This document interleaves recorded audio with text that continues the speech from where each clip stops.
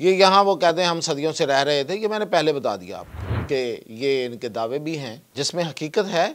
लेकिन यहाँ पे देखें, हर जगह पे नस्लन बहुत से लोग रहे हैं, तो क्या वो वहाँ आके सदियों बाद आके वहाँ दावा करके और दूसरों को निकाल देंगे? ऐसा तो नहीं होता। जब ये यरूशलेम फतह हुआ था हज़रत उमर रज़ी अल्लाह ताला अन्हु के दौर में, तो वो मुआहिदा फिर किधर जाना है? तो उस मुआहिदे को बेसिकली जो बिलफर्ड वज़ीर ख़ारजा था बरतानिया का, उसमें जो बिलफर्ड डेक्लरेशन था, जिसे उर्दू में ऐलान बिलफौर कहते हैं, उसके तहत ख़त्म किया गया था। ग्रेटर अमेरिका का एक ख्वाब है जो ट्रंप ने देखा। वो क्या कह रहा है कि वो कह रहा है जी कि पहले तो उसने कनाडा को कहा कि कनाडा हमारे साथ शामिल हो जाए, और ये एक जहनी बुखार के अलावा और क्या हो सकता है। और दूसरा, उसने पनामा कैनाल पे अपना जो हक है उसको जतला दिया है और कहा है कि ये पनामा कैनाल हम लेंगे। पनामा ने एक इंडिपेंडेंट मुल्क के तौर पे अपना बिहेव करना शुरू किया। उन्होंने अब जो चाइना का एक बड़े दुखती राग है वो है ताइवान,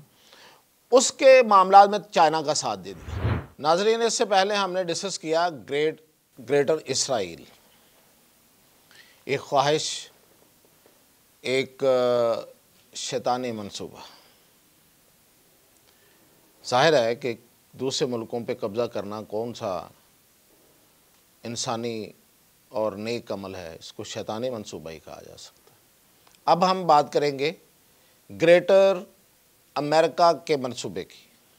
ये भी एक मंसूबा है और ये इसकी तफसीलात और कितना ये मुमकिन है, ये सारी बातें मैं आपको बताऊंगा। लेकिन थोड़ा सा मैं आपको ग्रेटर इसराइल का एक कुछ हिस्सा रह गया था, वो भी इसी में कवर कर लूँ, इसी व्लॉग में। तो वो मैं बताता हूँ आपको कि ये जो ग्रेटर इसराइल की बात है, ये अभी तो उन्होंने अपने ऑफिशियल सोशल मीडिया पे ये जो नक्शा उन्होंने पोस्ट किया है और उसके नीचे एक पोस्ट लिखी है कि जी ये हज़रत मूसा अलैहिस्सलाम के बाद जब उनके साथ ये यहूदी जो हैं ये यहाँ आए इस जगह पे जहाँ फ़लस्तीन है, तो वहाँ पे फिर पहले शाह शाऊल और फिर शाह दाऊद यानी कि हज़रत दाऊद का ज़िक्र वो कर रहे हैं, और फिर शाह सुलेमान यानी हज़रत सुलेमान का वो ज़िक्र कर रहे हैं। तो ये यहाँ वो कहते हैं हम सदियों से रह रहे थे, ये मैंने पहले बता दिया आपको कि ये इनके दावे भी हैं जिसमें हकीकत है। लेकिन यहाँ पे देखें, हर जगह पे नस्लन बहुत से लोग रहे हैं, तो क्या वो वहाँ आके सदियों बाद आके वहाँ दावा करके और दूसरों को निकाल देंगे? ऐसा तो नहीं होता। तो उसके बाद जो जो कुछ हुआ इस पे एक अलहदा आपको मैं बताऊंगा कि जब ये यरूशलेम फतह हुआ था हज़रत उमर रज़ी अल्लाह ताला अन्हु के दौर में, तो वो मुआहिदा फिर किधर जाना है? तो उस मुआहिदे को बेसिकली जो बिलफर्ड वज़ीर ख़ारजा था बरतानिया का, उसमें जो बिलफर्ड डेक्लरेशन था, जिसे उर्दू में ऐलान बिलफौर कहते हैं, उसके तहत ख़त्म किया गया था। तो खैर, अब ये दावा ये करते हैं, इनका जो ग्रेटर इसराइल की बात है, ये आज की नहीं है। इसकी सबसे बड़ी मिसाल ये है कि इनका जो सोल्जर्स हैं इसराइल डिफेंस फोर्स के, IDF जिसे कहते हैं, उनके ये जो शोल्डर पे उनके बैजेस लगे होते हैं, उस पे भी ये नक्शा है। अभी आप देखिएगा, ये आप देख रहे होंगे, ये मैंने उस पर अपलोड करवा दिया है, वो पहले से मौजूद। तो ये इनकी तैयारी और इनकी बातें ये आज की नहीं है। फिर ये सबसे पहले जो ये नज़रिया आया था, ये ज़ायोनिज़्म के फाउंडर जो थे थियोडर हर्ज़ल, ये उसकी किताब में ये बेसिकली 1898 में ये सबसे पहले ये लिखा गया था। ये नस्ल दर नस्ल, सीना बसीना उनके यहाँ मौजूद है। जिसे हम कहते हैं ना सहयूनी, जो एक उनकी जो एल्डर्स की जो काउंसिल है वो है उनकी, और वो वहाँ पे मौजूद था, वो खुफिया था, उन्होंने अपने यहाँ रखा हुआ था। और फिर जो उनका ऑर्डर ऑफ अलुमिनाई है, ये भी बाद में कभी डिस्कस करूँगा कि ऑर्डर ऑफ अलुमिनाई क्या है। तो उसमें भी ये सारे लोग जो है ये इस पे कायम थे। लेकिन जो पहली दफ़ा किसी किताब की शक्ल बनी वो 1898 में थियोडर ऑफ हर्ज़ल ने ये लिखा था। और फिर ये कि ये ऐसी आम सी बात नहीं है इसलिए कि ये एक किताब बाद में एक छापी, इजराइली एक सेटलर ने किताब छापी एलन एंड लेबनान के नाम से। तो इसमें भी वो एक किताब है, उसमें दिखा रहे हैं कि एक इजराइली है, वो अपने बच्चे को सबक पढ़ा रहा है और वो लेबनान के इलाकों को इजराइल का हिस्सा बता रहा है, और उन्होंने उसने लेबनान के शहरों के इजराइली नाम रखे हुए हैं हेब्रियो में, ठीक है जी, उसमें वो नाम रखे हुए हैं। तो ये बात कोई इतनी ताज़ा नहीं है, ये बड़ी पुरानी इनकी हिस्ट्री में शामिल है। अच्छा, जो लेटेस्ट है वो मैंने एक तो बताया कि उनके बैजेस में लगा हुआ है। दूसरा, ये 2024 में यरूशलेम टाइम जो है, यरूशलेम पोस्ट इनका बहुत मारूफ अखबार है, उसमें एक आर्टिकल छपा था और उसमें वो आर्टिकल का जो उन्वान था वो था Lebanon part of the Israel. इस पर बड़ा ह्यू एंड क्राई हुआ, बड़े शोर शराबा मचा, तो फिर इन्होंने ये आर्टिकल उसमें से अखबार में से हटा दिया। लेकिन ये उन्होंने अपनी उसमें जो अज़ाइम है उसका इजहार कर दिया था। फिर ये कि ये इनका एक वज़ीर ख़ज़ाना अभी की बात कर लेते हैं। ये इस पोस्ट होने से पहले जो इनके वज़ीर ख़ज़ाना है सिमेटर बेज़लेल, ये इनका वज़ीर ख़ज़ाना है। तो इसकी जो जब ये स्पीच करता है तो एक डाइस यूज़ करता है अक्सर, और उस डाइस के ऊपर यही वाला नक्शा लगा होता है। तो ये पहले से अनाउंस कर रहे हैं, ये आज की बात नहीं है, ये अचानक ये नहीं हुआ। फिर ये कि इनकी एक पार्टी थी जो मूवमेंट के नाम से थी, वो एक तहरीक थी, इनकी पार्टी थी हैरूट मूवमेंट, वो बाद में मर्ज हो गई लिकुड पार्टी में, ये जो इस वक्त नेतन्याहू की पार्टी है। तो उसका निशान भी यही था, ये जो मैं अभी आप दिखा रहा हूँ, ये जो वज़ीर ख़ज़ाना है इनका, इसके डाइस पे जो निशान लगा हुआ है, ये वही निशान वो उस पार्टी का निशान था। तो ये तसलसल के साथ लगे आ रहे हैं, इस पे कोई नई बात नहीं है। अब तो उन्होंने सिर्फ ये है कि अपनी ऑफिशियल वेबसाइट पे ये पोस्ट किया। तो ये मैंने कहा कि कुछ हवाले रह गए थे, आपको बता दूं। अब आते हैं जी, ग्रेटर अमेरिका का एक ख्वाब है जो ट्रंप ने देखा है। तो वो क्या कह रहा है कि वो कह रहा है जी कि पहले तो उसने कनाडा को कहा कि कनाडा हमारे साथ शामिल हो जाए इस ख्वाहिश का। अब आपको पता होना चाहिए कि कनाडा जो है वो साइज़ में तकरीबन अमेरिका के बराबर है, तो उसको कह रहा है कि हमारे साथ शामिल हो जाए। और ये एक ज़हनी बुखार के अलावा और क्या हो सकता है। कनाडा जो अमेरिका से इसलिए बहुत बेहतर है कि वहाँ पे सेहत और बाकी चीज़ों और इंसानी जो माशी आज़ादियाँ हैं वो ज़्यादा बेहतर हैं। वहाँ पे जो वेलफेयर सिस्टम है वो ज़्यादा एग्जिस्ट करता है दैन अमेरिका। अमेरिका में तो शख्सी आज़ादियों की बात हुआ करती थी, शख्सी आज़ादियाँ कहा जाता था कि सबसे ज़्यादा हैं, अब तो वो भी वहाँ नहीं है। अब जो अमेरिका ट्रंप करने जा रहा है, ये तो मैं इसके हलफ से पहले आपको बताऊँगा कि उसके क्या इरादे हैं, कि उस अमेरिकी सोसाइटी के साथ वो क्या क्या करने जा रहा है अपनी सोसाइटी के साथ। तो खैर वो अब इतनी ज़रखेज़ मुल्क, इतने बड़े मुल्क, इतने वर्सटाइल कंट्री जो कनाडा है, उसको वो कह रहा है कि मेरे साथ शामिल हो जाएं। और दूसरा, उसने पनामा कैनाल पे अपना जो हक है उसको जतला दिया है और कहा है कि ये पनामा कैनाल हम लेंगे। अब पनामा कैनाल जो है, इसकी हिस्ट्री ये है कि ये पनामा का मुल्क है, उसके दरमियान से ये कैनाल बनाई गई थी। ये इंसानों की बनाई हुई कैनाल है, ये कोई कुदरती पैसेज ऑफ वाटर नहीं है। तो ये इसलिए बनाई गई थी कि ये बहरा ओकियानूस, जिसे हम अटलांटिक ओशन कहते हैं, और पैसिफिक ओशन यानी कि बहरुल काहिल को आपस में मिलाती है। और ये एक बहुत बड़ा ट्रेड रूट है। ये इतना बड़ा ट्रेड रूट है कि ये तकरीबन इससे 14,000 हर साल जहाज़ गुजरते हैं, बड़े जहाज़, बहरी जहाज़, और $270 बिलियन की इससे तजारत होती है इस कैनाल के ज़रिए। और सबसे ज़्यादा जो तजारत है 72% वो अमेरिका की होती है, क्योंकि अमेरिका इधर से भी इसको मिलता है और दूसरी तरफ से भी उसको मिलता है। यानी कि अगर अमेरिका इस तरफ से तिजारत करेगा, बहरा ओकियानूस में आके बहरुल काहिल की तरफ के मुल्कों को भेजना चाहता है, तो वो इधर से तिजारत करता तो जहाज़ इधर से गुजरते हैं। और अगर वो बहरे पैसिफिक ओशियन से यानी कि बहरुल काहिल से अपने जहाज़ जो है वो बहरा ओकियानूस में भेजना चाहता है, तो वो भी फिर भी तो ये 2 वे ट्रैफिक को वो यूज़ करता है। तो इसलिए उसकी तिजारत जो है वो 72% है और दूसरे नंबर पे चाइना है।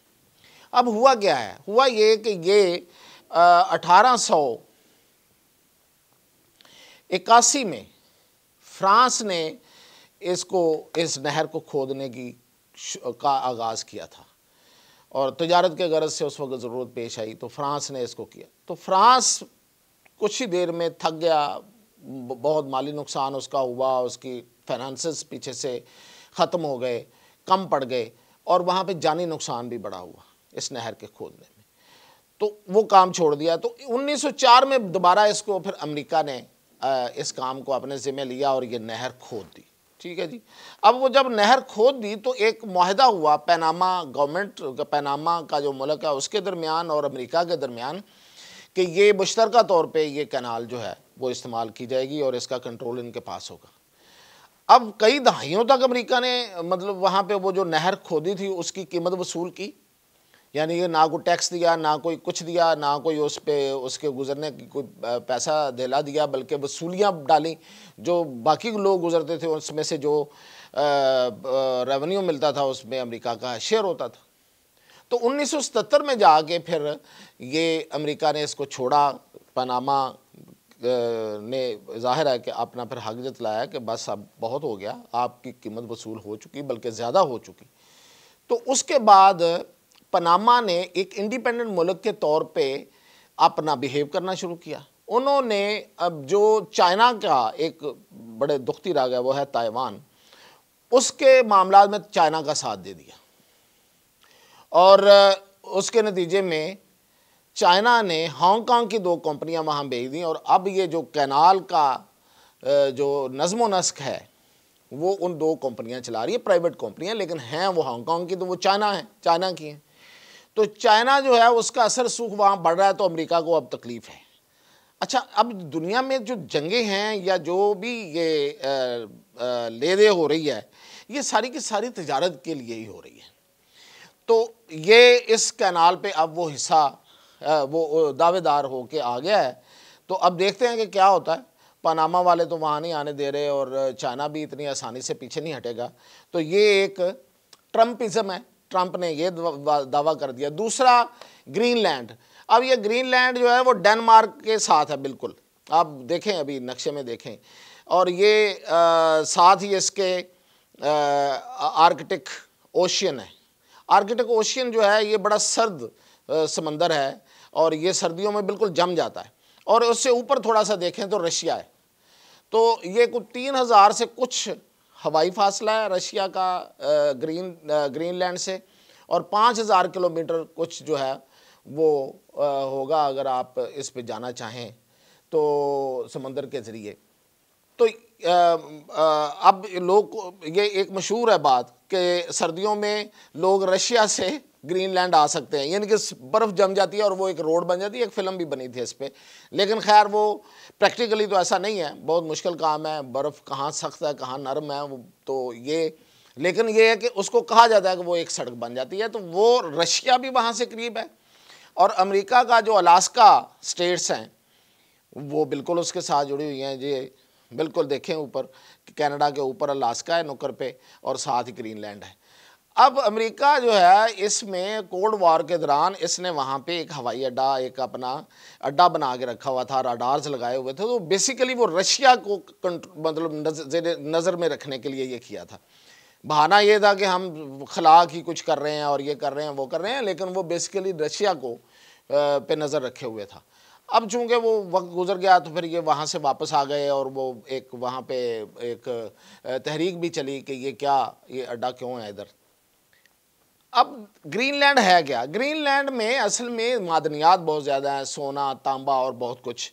तो अमेरिका अब उसमें ये जो ट्रंप है इसने पिछली दफ़ा भी जब ये इक़्तिदार में आया था तो उसने उस वक्त भी कहा था कि पैसे ले लें, हमसे हमें बेच दें ग्रीनलैंड को। अब ये फिर एम कर रहा है उसको लेने के लिए, लेकिन देखें रशिया बहुत करीब है वहाँ से, तो रशिया की अपनी एक नज़र है उस पर। और चाइना भी चाहता है कि अगर देखें, अगर जो ग्रीनलैंड वाले हैं वो वहाँ की हुकूमत है, अगर वो, तो जाहिर है कि वो बेचेंगे तो नहीं ना किसी को। अब इस दौर में कौन बेचता है अपने मुल्कों को, अपनी ज़मीनों को? ये हो सकता है कि वो ठेके दे दे एक्सप्लोरेशन के, तो फिर तो वो जहाँ पे जो जाएगा, जो ज़्यादा कीमत लगाएगा वही लेगा। तो वो रशिया भी हो सकता है, वो चाइना भी हो सकता है। तो अमेरिका बहादुर जो है वो सिर्फ अपनी इस फूंड में कि मैं दुनिया का वाहिद सुपर पावर हूँ, तो इसलिए वो ट्रंप साहब कहें तो ये कोई नज़र नहीं आता कि ये होगा। अब ये जो दावे हैं ग्रेटर अमेरिका को बनाने के, कि एक तरफ वो कनाडा को कह रहा है, एक तरफ वो ग्रीनलैंड, एक तरफ वो पनामा कैनाल, तो ये बेसिकली इसको जो कहा जा रहा है वो ये है कि ये ट्रम्पिज्म है और वो सोशल मीडिया के साथ खेल रहा है। अब देखते हैं कि ट्रूथ सोशल जो उसका अपना, जब इसको ट्रंप को ट्विटर, पुराने ट्विटर जो अब एक्स हो चुका, उन्होंने निकाल दिया था, तो फिर इसने अपना एक प्लेटफॉर्म बना लिया था ट्रूथ सोशल। तो उसकी अब इन दिनों कितने शेयर्स हो गए होंगे मार्केट में, ये भी देखना पड़ेगा कि ये ट्रंप साहब जो हैं ये सोशल मीडिया खेल रहे हैं। सीरियसनेस तो कुछ नज़र नहीं है इसमें आती, क्योंकि ये सारे का सारा जो है ये एक दीवाने का ख्वाब है, लेकिन ख्वाब देखा ज़रूर जा रहा है। अज़ाइम बहुत बुरे हैं। आप देखें, एक तरफ वो बरतानिया को धमका रहा है, फिर जर्मनी में मुदाखलत कर रहा है, और ये मैंने 2-3 चीज़ें और बता दी हैं आपको। तो ये कोई सादा चीज़ तो नहीं है, इसमें ज़्यादातर ट्रम्पिज़म ही नज़र आ रहा है, ज़्यादातर जो है वो सोशल मीडिया के साथ खेलने वाला मामला ही है। लेकिन कहीं ऐसा ना हो कि कहीं वो सीरियसली खेल जाए, तो अगर ये हुआ तो ये बहुत बड़ी जंग होगी, क्योंकि इसमें 3 ताकतें जो हैं वो इन्वॉल्व हैं। तो इसलिए ये जो ग्रेटर अमेरिका का ख्वाब है ये दुनिया को तबाही की तरफ भी ले जा सकता है। अगर ट्रंप ने होश के नाखन ना लिए तो ज़्यादा चांसेस ये हैं कि ये ट्रम्पिज़म ही साबित होगा। अब दूसरी तरफ चाइना कितनी तेज़ी से आगे बढ़ रहा है और वो कितना रैशनल बेसिस पे आगे बढ़ रहा है, ये मैं अब आपको अगले व्लॉग में बताऊंगा। कि एक तरफ अमेरिका है जो रेटरिक कर रहा है, जो नारे लगा रहा है, और दूसरी तरफ चाइना है जो ग्राउंड पे खेल रहा है और हकीकत पसंदाना अप्रोच है, और वो भी बहुत आगे बढ़ रहा है। तो वो कितना आगे बढ़ रहा है ये मैं अगले व्लॉग में, वो ज़मीनी लिहाज से कितना आगे बढ़ चुका है, वो टेक्नोलॉजी में कितना आगे जा चुका है, और वो अमेरिका को कहाँ कहाँ मात दे रहा है, ये मैं अगले व्लॉग में आपको बताऊँगा।